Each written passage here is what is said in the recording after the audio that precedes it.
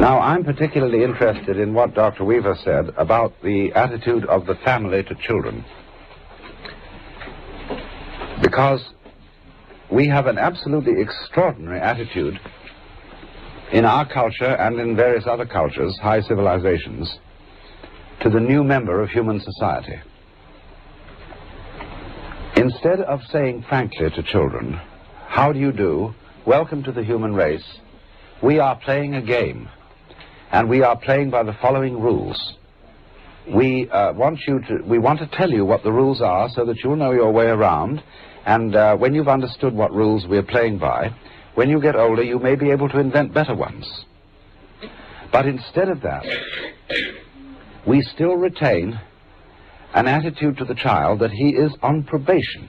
He's not really a human being. He's a candidate for humanity. And therefore, to preserve the role of parent or to preserve the role of teacher, you have to do what they do in the Arthur Murray School of Dancing, which is that they string you out. They don't tell you all the story about dancing, because if they tell you, you'll learn in a few weeks and go away, and you'll know it. But instead, they want to keep you on. And in just this way, we have a whole system of preparation of the child for life, which always is preparation and never actually gets there. In other words, we have a system of schooling which starts with grades. And we get this little creature into the thing with a kind of, "Come on, kitty, kitty, kitty," and we get it always preparing for something that's going to happen. So you go into nursery school as preparation for kindergarten. You go to kindergarten as preparation for first grade. And then you go up the grades till you get to high school. And then comes a time when maybe if we can get you fascinated enough with this system, you go to college. And then when you go to college, if you're smart, you get into graduate school and stay a perpetual student and go back to be a professor and just go round and round in the system. But in the ordinary way, they don't encourage quite that. They want you after graduate school or after graduation, commencement as it's called, beginning, to get out into the world with a capital W. And so you know, you've been trained for this and now you've arrived. But when you get out into the world at your first sales meeting, they've got the same thing going again, because they want you to make that quota. And if you do make it, they give you a higher quota. And come along about 45 years of age, maybe you're vice president. And suddenly it dawns on you that you've arrived. With a certain sense of having been cheated, because it is just the same as life feels the same as it always felt. And you are conditioned to be in desperate need of a future.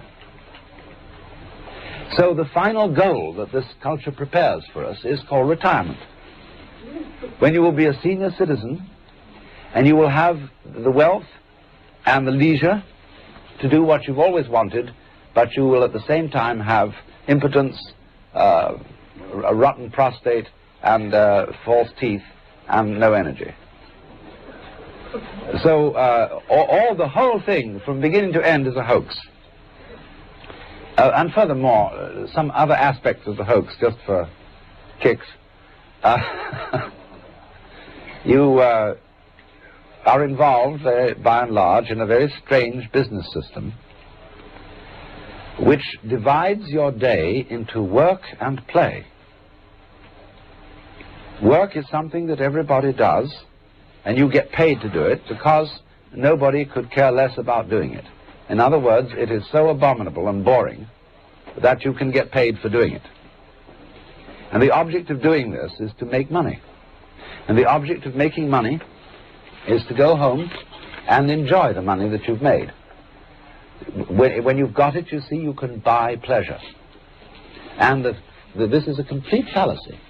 Money never can buy pleasure, because all pleasures depend upon not putting down a symbol of power, money, but upon disciplines.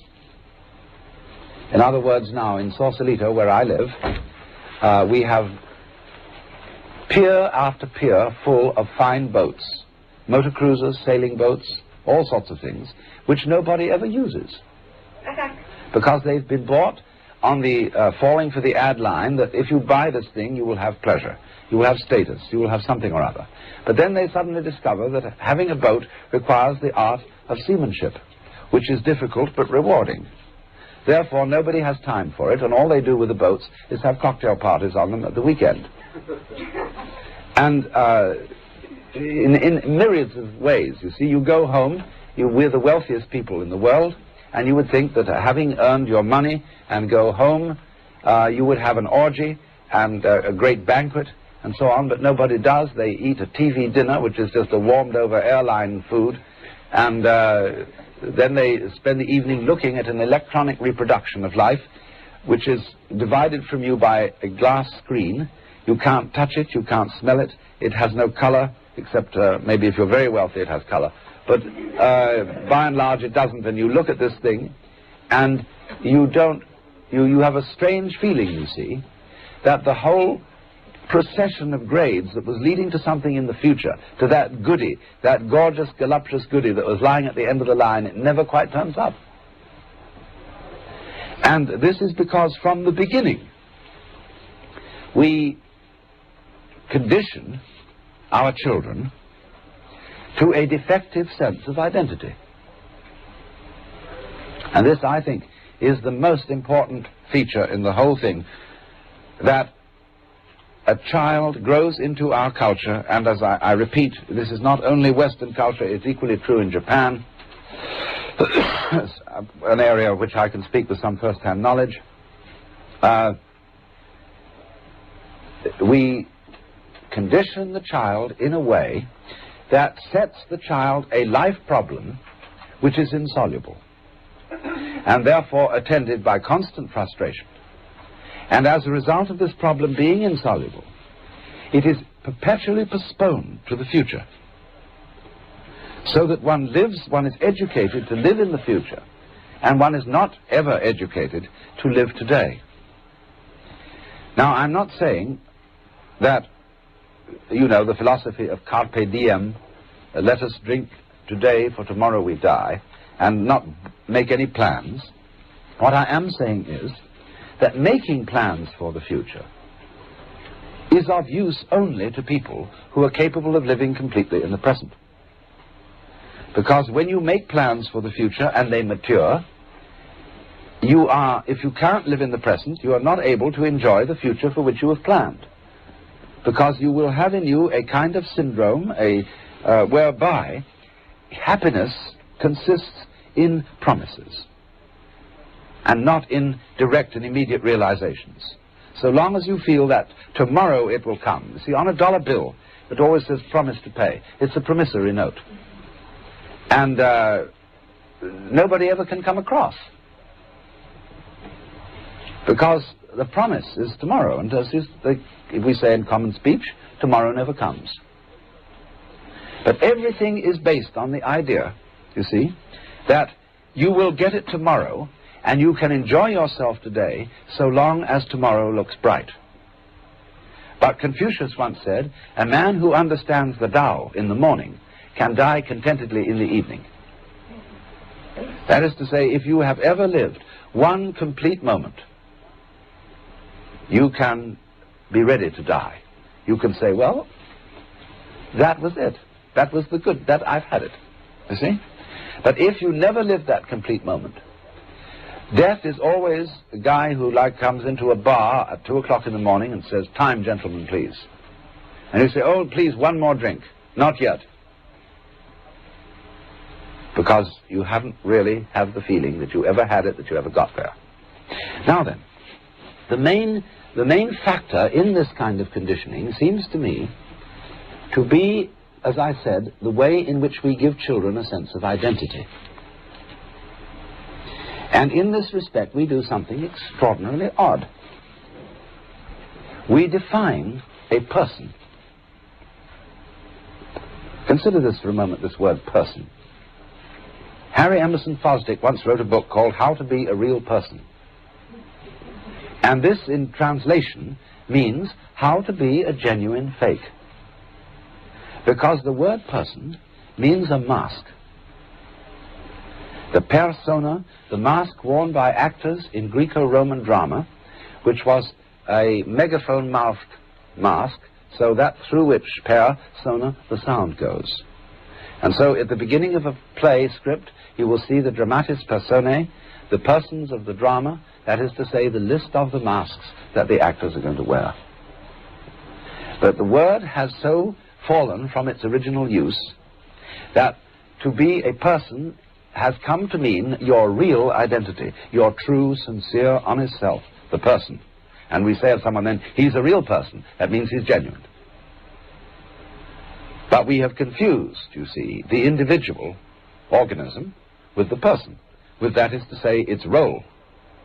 And we have defined the role of the person in such a way that it condemns everybody so defined to perpetual frustration. Now, how is this so? When you are a child, your parents, your peers, your teachers, your uncles and aunts are very anxious to define you. And what they are going to tell you is that you are a free agent.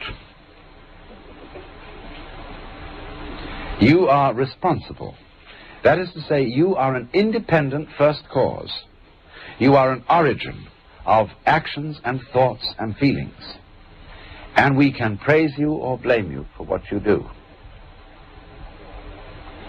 And above all, we require of you that you love us. You love your parents, you love your brothers and sisters. As Fred said, a child is not allowed to say to let that baby sister go back where it came from, because that is not nice. All nice children love their brothers and sisters and their parents. Not, of course, because we tell you to do so, but because you would want to do it yourself. You see now here what's going on. You are required and commanded to do certain things which will be appreciated only if you do them voluntarily. Now, you see, when your identity is defined by society, you cannot resist it. You don't have the knowledge, you don't have the wisdom, you don't have the resources to understand that something's being put over on you. You cannot but help believe the definition of you as a free agent. But you believe yourself to be a free agent as a result of not being free. That is to say, of being hopelessly unable to resist society's identification of you. So, in the whole sense of our personality, there is a contradiction. And that is why the sense of ego, of being oneself, is simultaneously a sense of frustration. The feeling of I-ness, so far as most people are concerned, is a feeling of tension between the eyes and behind them. Trigant Barreau, a remarkable man, did some studies about two kinds of awareness, which he called ditension and cotension. Ditentive is the normal kind of awareness that we have, of being a skin-encapsulated ego, of being separate from the environment, and of confronting an external objective world, of which we are the independent observer. And this myth, he said, goes hand in hand with a physical state, which is a state of tension between the eyes. Then he defined cotension as another form of awareness, which you might call a certain kind of openness, in which you realize that the external world is just as much you as anything inside your skin, and that you are not something that comes into this world on probation and doesn't really belong. This is, you see, the attitude that we foster in the child. But that you are something not that comes into the world, but comes out of it. In the same way as a flower comes out of a plant, or a fruit comes out of a tree. That you are an expression. You, as a human being, are a symptom of nature. And that you really belong there, and that, furthermore, your actual self, what is finally and fundamentally you, is not a separate and lonely part of the world, but the real you is the world itself, everything that there is, expressing itself as this particular organism here and now, and of course as you look across the room, as all these other organisms in their here and now, we are all tits on the same sow, if I may put it so crudely. Or if you want to put it more poetically, rays from the same sun.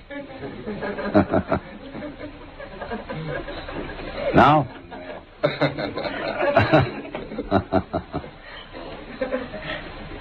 now,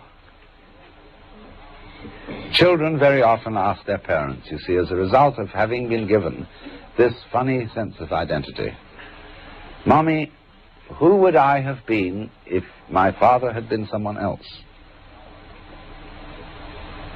This is a very common child's question, because the child gets the message from the parents using the English language, the French language, the German language, or whatever, that I am somewhat in my body.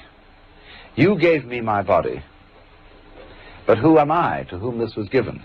You see? You can say to a girl in our culture, "Darling, you're absolutely gorgeous. You're so beautiful." And she says, "How like a man. All you think about is bodies. I may be beautiful, but that's my parents gave me my body. But I want to be admired for myself and not for my chassis." And this poor girl is a chauffeur. She's alienated from her body. And she doesn't take any credit, doesn't assume any responsibility for being what she is physically, and this is, of course, as much true of men as of women. It is a common cultural attitude. We say, "I have a body." We don't say, "I am a body." We feel a very sharp distinction, in other words, between our consciousness, which is a kind of focused attention, together with all those actions that we are able to perform voluntarily, on the one hand, and on the other hand, everything both within us and outside us that seems merely to happen to us. Consider for a moment breathing. Do you breathe or are you breathed? You can feel it either way. If you become conscious of breathing, you get the sense that you are doing it in the same way as thinking or walking. But if you forget about it, it goes on. And you don't have to do it at all. That is why breathing exercises are fundamental in all meditation practices in the Orient. Because you can understand through breathing and through the experience of breathing that there really is no differentiation between the involuntary experience and the voluntary experience. But when you set up game rules whereby you identify all that you do voluntarily with you and all that happens involuntarily with the other, with what happens to you, and then you put a gulf between these things, not realizing, and this is the secret that is never given away, that self and other are inseparable. Just in the same way that the front and the back of a coin are different but identical. There's all one coin. So in exactly the same way, the experience of self and the experience of other are mutually necessary. You wouldn't know what you meant by self unless you knew other. You wouldn't know other unless you knew what you meant by self. They are therefore polarities, like north and south pole of a magnet. They're inseparable. But that secret doesn't get out because civilized language and thought ignores the fact that all classes, all logical classes, and words are after all labels on classes, are so constructed that they are intellectual boxes, and every box which has an inside also must have an outside. And we think that insides exist apart from outsides, and outsides apart from insides. We don't realize that although they are opposed, they go together. And you see, that is the secret of the whole thing. That is what the child is not let onto. And so instead, the child is defined as a stranger in the earth, and not as a symptom of the earth. And as a result of that, we have the vast, terrifying social problem of alienation, of feeling that the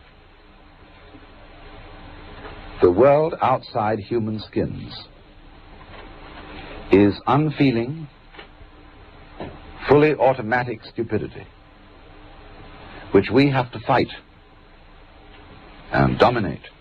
Otherwise, it will swallow us up and condemn us to the imaginary terrors of everlasting nothingness.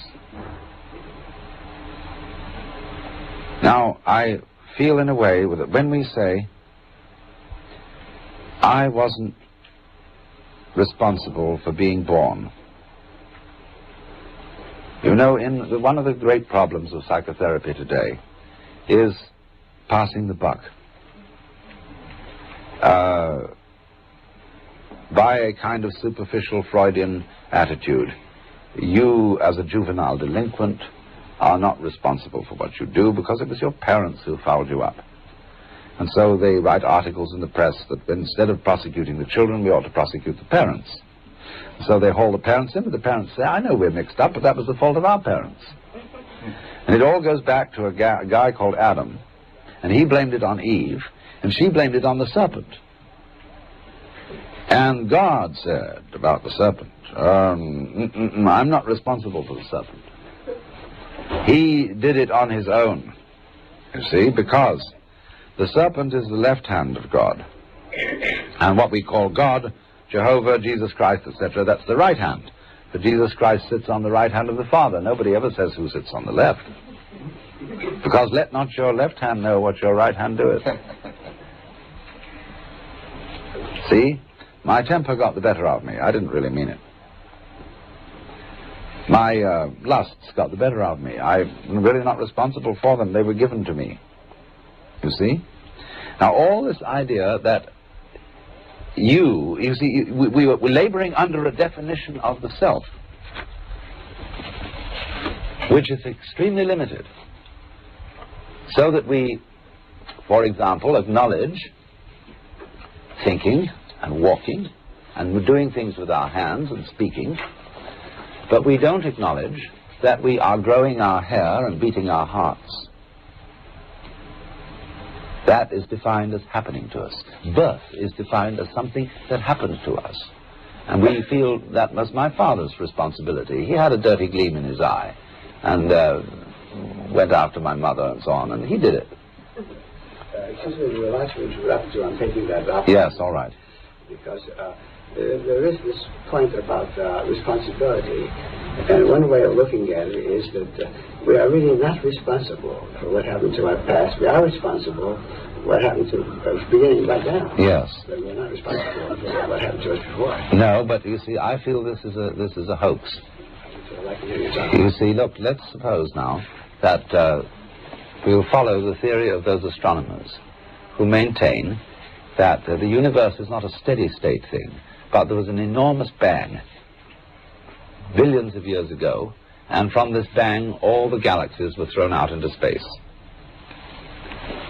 Now, then you look back at this as something which happened in the past and which is, as it were, the cause of the present. But what I would say is that bang is still going on.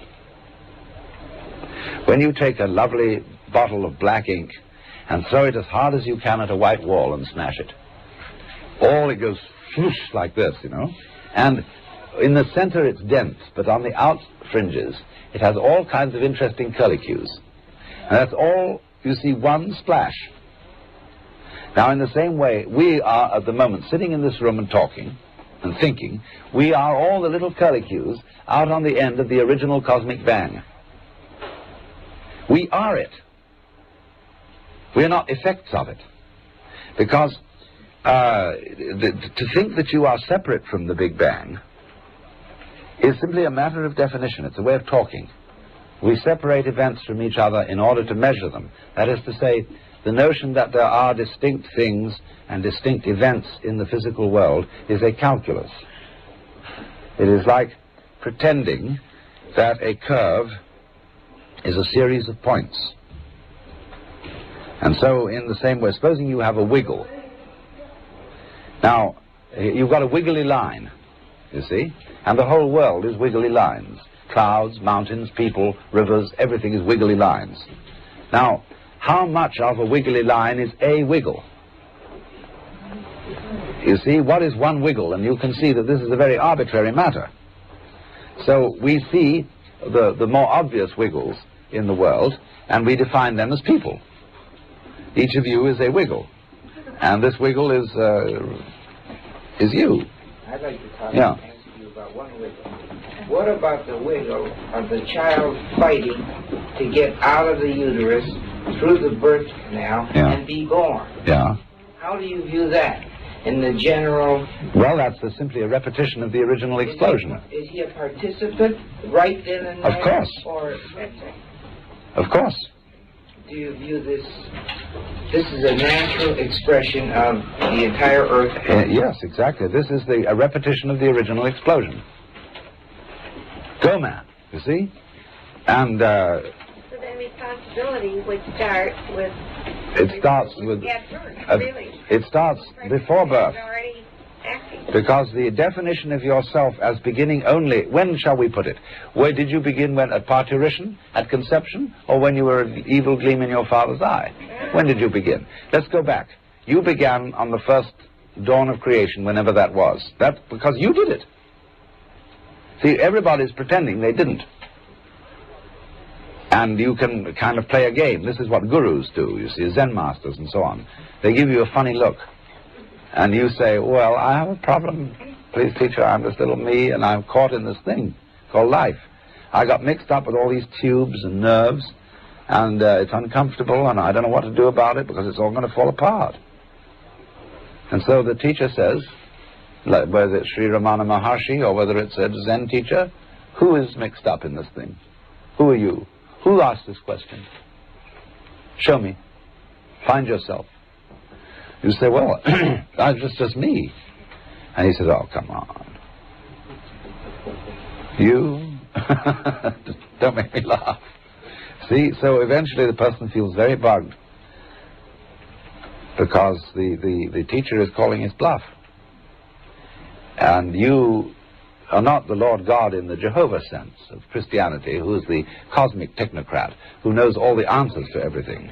But you are the Lord God in the Hindu sense, who is different, because the Hindu God doesn't know how he does everything, in the sense that he doesn't translate it into words. He can't explain it, because there's no point in explaining it.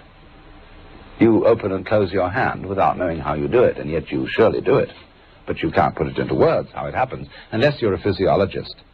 And then even so, it doesn't help you much to open and close your hand better than anybody else. See?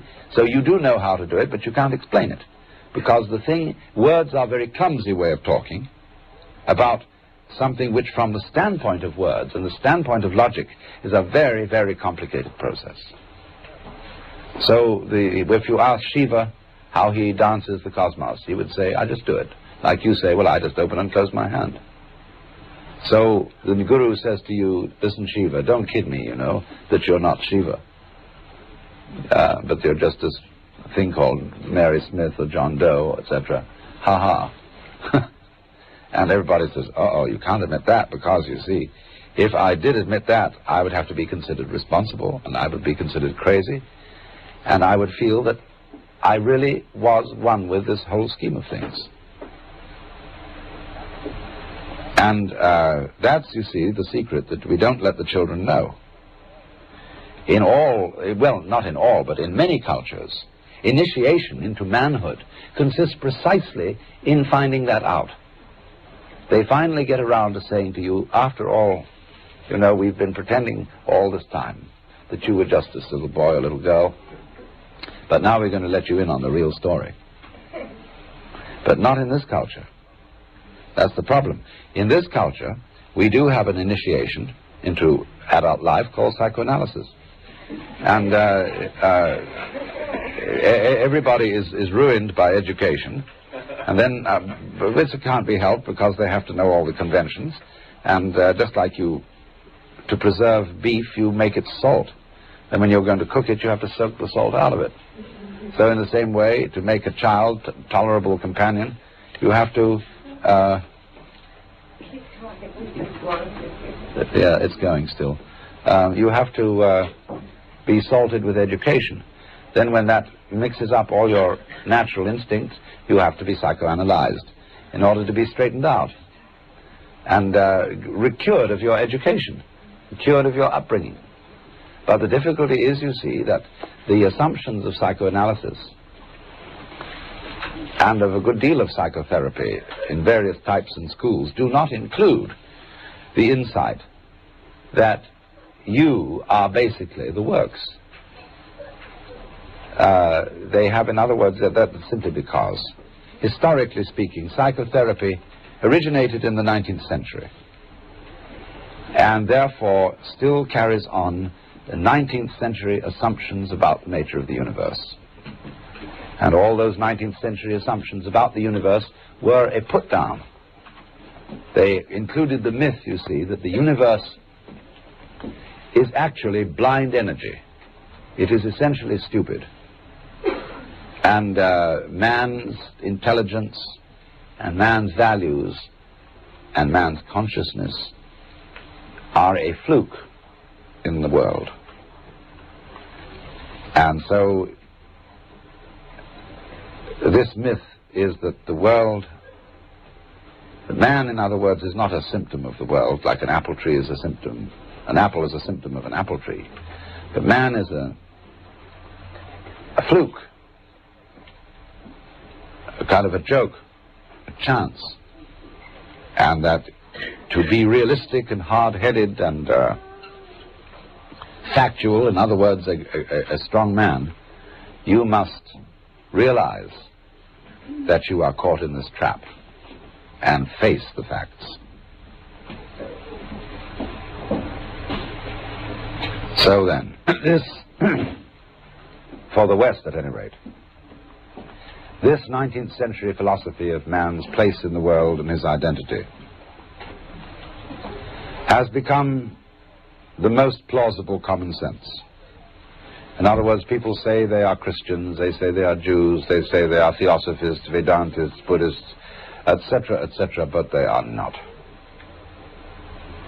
Because they know in their heart of hearts, whatever they choose to believe, that the world is as described in the 19th century myth, because that's become our common sense. If people were Christians, they'd be screaming in the streets. They're not screaming in the streets. They'll be taking full-page ads. They'll be sponsoring TV programs about the tremendous urgency of this Christian bit, and they're not doing anything of the kind. A few Jehovah's Witnesses are doing it, but even they are fairly polite when they come to your front door. They show no urgency, really.